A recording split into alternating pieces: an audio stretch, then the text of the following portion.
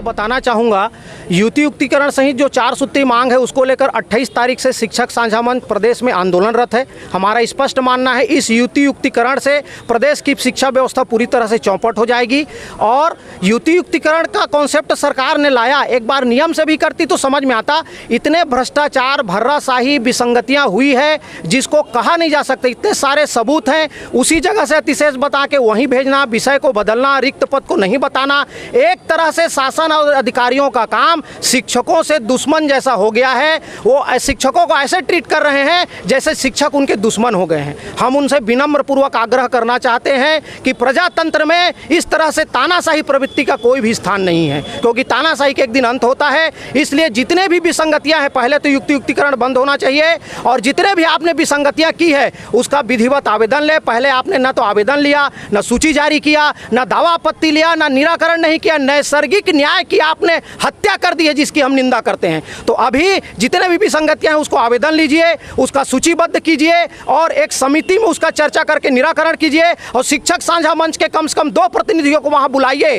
ताकि सही तथ्यों को हम बता सकें। नीचे के जो ब्लॉक और जिला के अधिकारी हैं सही तथ्यों को छुपा रहे हैं और अपना फायदा वो ले रहे हैं। इसलिए हम कलेक्टर महोदय शासन से विनम्र आग्रह करते हैं, और दोषियों अधिकारियों पर यदि कार्रवाई नहीं हुई तो यह निरंतर आगे भी बढ़ता चला जाएगा। इसलिए हम शासन से हमारा आग्रह है कि दोषी अधिकारियों पर कार्रवाई हो, विसंगतिपूर्ण युक्ति युक्तिकरण को तत्काल बंद किया जाए, रद्द किया जाए। शिक्षक संघ जिले के विभिन्न स्थानों से आए हुए हैं और उनका जो मांग है युक्तिकरण से संबंधित है। और जो युक्तिकरण की काउंसलिंग हुई है इसमें कई शिक्षकों ने अपनी आपत्ति जताई हुई है, और शासन ने, शिक्षा विभाग ने ऑलरेडी युक्तिकरण का जो एक निर्देश जारी किया हुआ है और उसके हिसाब से नियमानुसार जिला शिक्षा अधिकारी और कलेक्टर सर के निर्देशानुसार समन्वय करके नियमानुसार कार्रवाई की जाएगी। नमस्कार दोस्तों, जय जोहार। मैं कौशल तिवारी और बिहनिया संझा में आपका स्वागत है। प्रदेश सरकार युक्ति युक्तकरण कर रही है। तय था कि अतिशेष शिक्षकों को उन स्कूलों में ले जाना जहां शिक्षक कम, और जिन स्कूलों में शिक्षक नहीं है वहां शिक्षकों की व्यवस्था करना। मोदी की गारंटी को आप भूल जाइए। 57,000 शिक्षकों की नियुक्ति का मामला हो या 500 रुपए में गैस सिलेंडर का मामला हो, पंचायत सचिवों का सरकारीकरण का मामला हो या फिर अनियमित कर्मचारियों को रेगुलर या नियमित करने का मामला, भूल जाइए आप।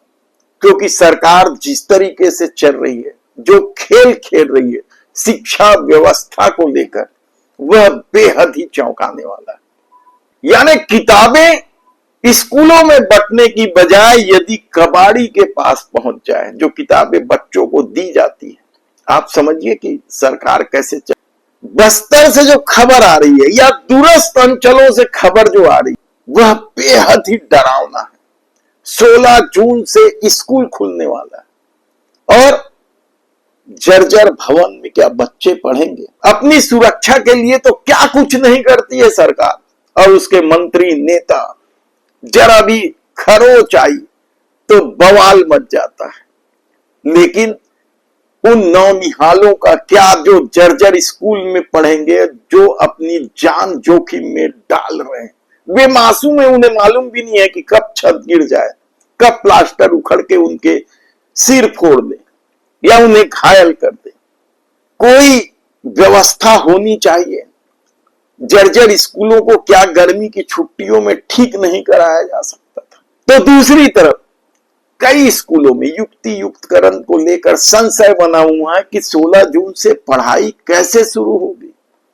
और जो खबरें आ रही है किस तरीके से नेक्सस काम कर रहा है अधिकारियों का, नेताओं का और उन टीचरों का जो शहरी क्षेत्रों में रहना चाहते हैं। यानी शिकायतों का अंबार है। यदि मीडिया रिपोर्ट पर भरोसा करे तो कई स्कूलों में रिक्त पद छिपा लिया गया ताकि वहां के टीचरों को दूरस्थ क्षेत्रों में भेजा जा सके, या फिर यह बात भी छिपा ली गई कि स्कूलों में पद ही नहीं है, यानी कंप्लीट है वैकेंसी, और उसके बाद भी वहां नियुक्ति हुई। अतिशेष शिक्षकों को खत्म करने का नाम युक्ति युक्तकरण था, लेकिन उन स्कूलों में फिर शिक्षक दे दिए गए जहां पहले से ही शिक्षक मौजूद है। तब ऐसी परिस्थिति में सरकार की नीयत पर सवाल उठना स्वाभाविक है। युक्ति युक्तकरण के तहत शिक्षक विहीन एकल शिक्षकीय एवं आवश्यकता वाले स्कूलों में शिक्षकों की पदस्थापना तो की जा रही है, किंतु प्रक्रिया पर लगातार जो सवाल उठ रहे हैं वह सरकार के लिए कलंक है, कहा जाए तो गलत नहीं होगा। चहेते शिक्षकों को बचाने के लिए अधिकारी किस तरीके से खेल कर रहे हैं। शिक्षक शिक्षिकाओं को अतिशेष बताकर दूसरे स्कूलों में भेज रहे हैं। शहर में ही कई ऐसे स्कूल हैं जहां अतिशेष शिक्षक है, या कई स्कूल है जहां रिक्त पद है, वहां भी गड़बड़ी छुपा लिया जा रहा है काउंसलिंग में। बिंदा नवागढ़ के विधायक जनक दूर ने तो सोमवार को युक्ति युक्तकरण में गड़बड़ी को लेकर जिला शिक्षा अधिकारी कार्यालय पहुंच गए। वहीं भारतीय जनता पार्टी के कई विधायक सांसद भी शिक्षा विभाग के इस खेल से बेहद नाराज। विधायक ने तो बकायदा शिकायत भी दर्ज कराई। उनके रिश्तेदार को भी अतिशेष बताकर दूर स्कूल में भेज दिया। इसका विरोध करने वे शिक्षा अधिकारी के कार्यालय में पहुंचे थे। इसी तरीके से है कोई संवर्ग का, उन्हें दूसरा संवर्ग बता दिया गया। बचाने का जो खेल है, तिकड़म है। हमने बताया था आपको सारंगगढ़ का एक मामला कि किस तरीके से युक्ति युक्तकरण से बचाने के लिए एक शिक्षा अधिकारी एलपी पटेल ने अपनी पत्नी सुषमा पटेल आत्मानंद स्कूल में पहले ही कलेक्टर से मिलकर पदस्थापना करवा दिया था। उस शिक्षा अधिकारी का पूरा खेल भी हमने आपको बताया था कि कितने बार वह निलंबित हुआ है। खुद वह शिक्षिका सुषमा पटेल भी निलंबित हो चुकी है।